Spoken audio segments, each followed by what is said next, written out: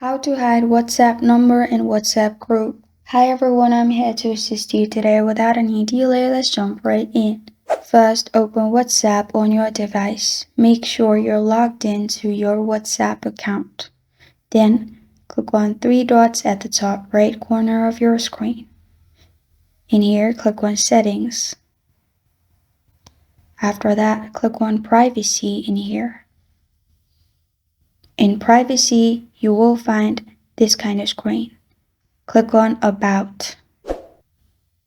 In About, make sure it's My Contacts or Nobody if you want to hide it from everyone. Make sure the dot is in Nobody. After you do that, you're good to go. This is how to hide WhatsApp number in WhatsApp group.